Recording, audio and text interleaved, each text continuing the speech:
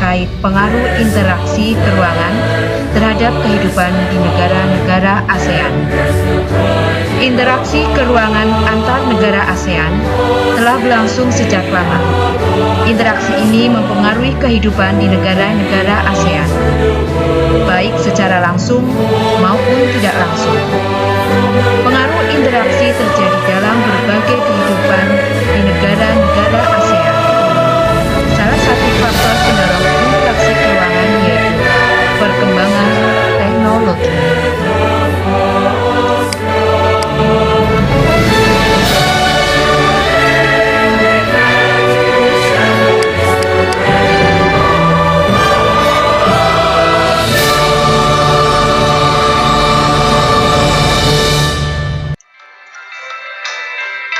Pengaruh interaksi keruangan terhadap kehidupan di negara-negara ASEAN. Yang pertama, kita akan membicarakan pengaruh faktor alam terhadap perubahan ruang dan interaksi keruangan. Yang kedua, pengaruh perkembangan teknologi terhadap perubahan ruang. Ketiga, pengaruh interaksi keruangan terhadap kehidupan ekonomi. Keempat, pengaruh konversi lahan terhadap perubahan ruang dan interaksi antar ruang.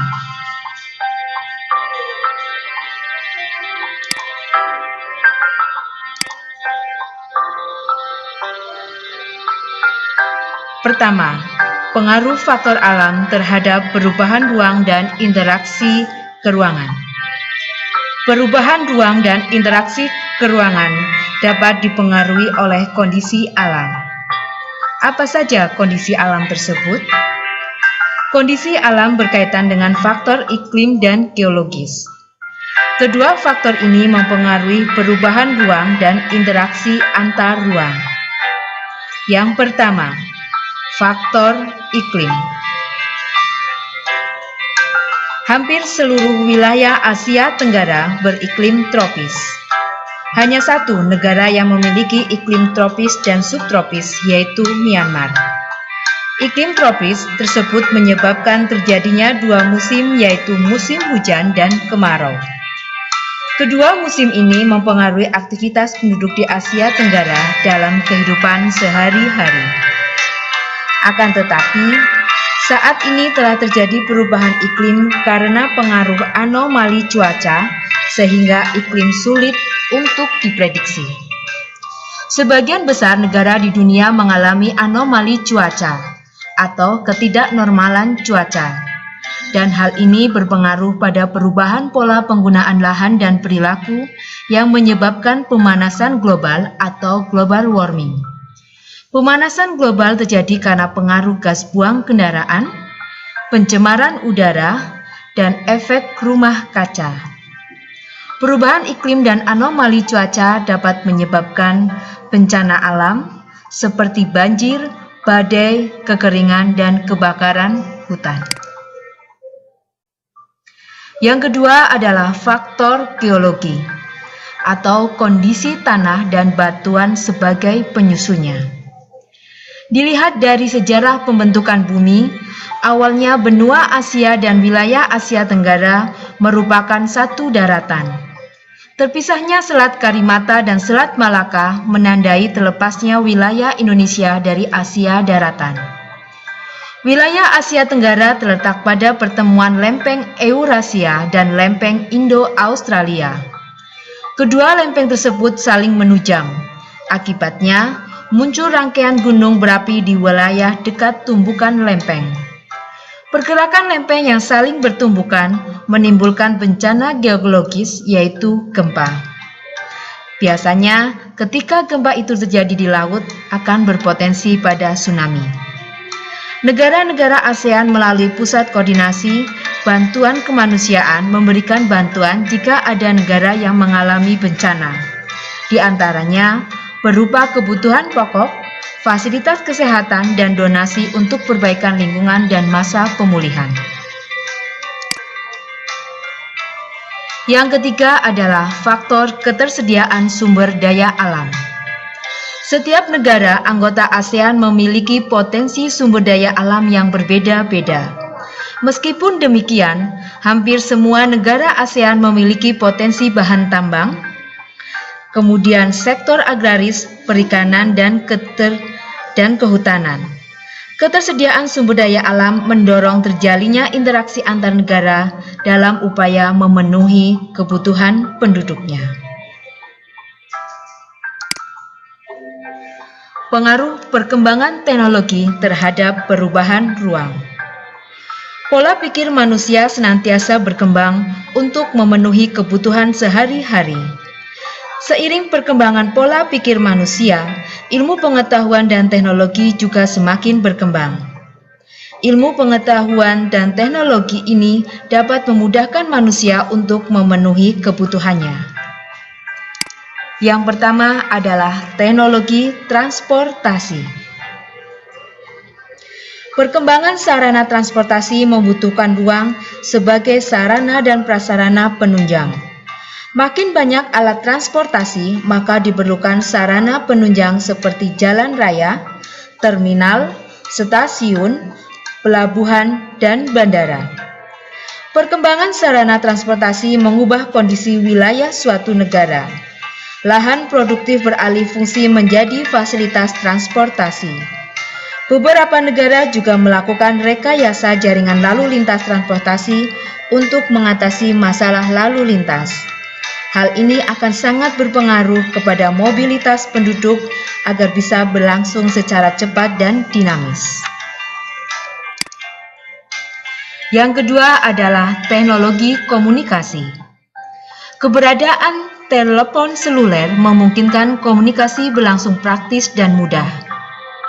Perbedaan ruang dan waktu tidak menjalin hambatan untuk berkomunikasi. Contoh lain dari teknologi komunikasi yaitu televisi, radio, dan internet. Teknologi komunikasi akan terus berkembang mengikuti perkembangan pola pikir manusia. Kemajuan teknologi komunikasi telah mengubah pola komunikasi penduduk. Di satu sisi, kemajuan teknologi komunikasi memudahkan interaksi antar penduduk secara cepat, praktis, dan nyaman. Namun di sisi lain, kemajuan teknologi komunikasi mengurangi interaksi antar penduduk secara langsung. Pengaruh interaksi keruangan terhadap kehidupan ekonomi. Pemberlakuan MEA atau Masyarakat Ekonomi ASEAN menyebabkan kegiatan perekonomian antar negara ASEAN berlangsung dinamis dan terintegrasi. Salah satu dampak pemberlakuan MEA yaitu cakupan kegiatan ekonomi negara-negara ASEAN yang semakin luas. Kondisi tersebut terjadi karena pemberlakuan MEA menghalangi hambatan perdagangan antar negara ASEAN. Tarif atau bea masuk barang ke pasar dalam negeri diringankan atau dihilangkan. Kebijakan ini menyebabkan banyak produk asing beredar di pasar negeri, kemudian kegiatan konsumsi masyarakat dalam negeri semakin banyak, baik kualitas maupun tingkat harga barang. Akhirnya, persaingan dalam kegiatan ekonomi makin ketat karena adanya pesaing dari negara lain. Pemberlakuan MEA juga menyebabkan distribusi barang semakin luas. Wilayah pemasaran tidak hanya dalam negeri, produk lokal dapat dipasarkan ke luar negeri, dan sistem distribusi ini mendorong adanya kegiatan ekspor dan impor. Dalam konteks sosial, kegiatan ekspor impor menunjukkan interaksi antar negara, dan pemberlakuan MEA dapat meningkatkan interaksi antar negara ASEAN.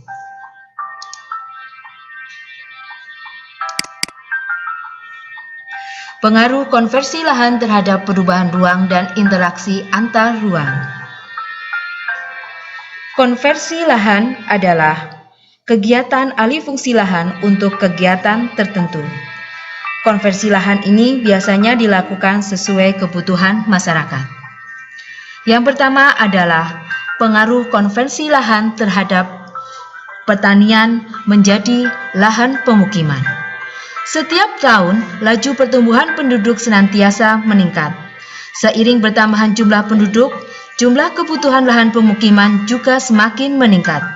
Kondisi ini terjadi hampir di seluruh negara ASEAN. Lahan pertanian dialihfungsikan menjadi lahan pemukiman. Alih fungsi lahan ini biasanya terjadi di daerah pinggiran kota atau lahan pertanian di dekat fasilitas publik.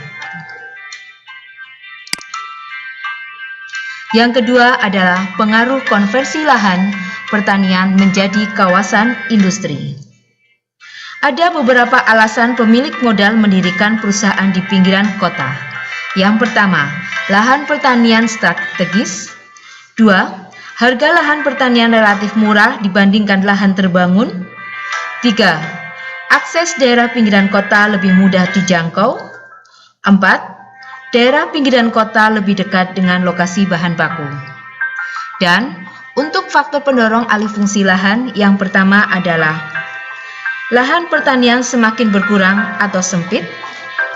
Mohon maaf, faktor pendorong terjadinya alih fungsi lahan meliputi laju pertumbuhan semakin pesat, biaya aktivitas atau kegiatan pertanian semakin tinggi, harga jual hasil pertanian menurun, kurangnya minat generasi muda untuk mengolah kegiatan pertanian, dan yang terakhir adalah anggapan bahwa sektor non-pertanian lebih menjanjikan untuk masa depan. Konversi lahan pertanian menjadi kawasan industri telah berdampak pada 1.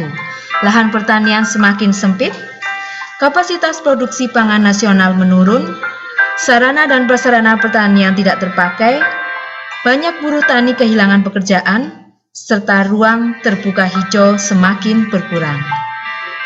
Dan alih fungsi lahan identik dengan perubahan kondisi ruang. Kebutuhan manusia akan ruang akan menyebabkan alih fungsi lahan tidak dapat dihindari. Pencegahan konversi lahan dapat menghambat pembangunan suatu negara. Jadi, konversi lahan pertanian harus tetap terjadi. Upaya alih fungsi lahan hendaknya tetap memperhatikan keseimbangan alam, ekosistem, dan kelangsungan hidup masyarakat.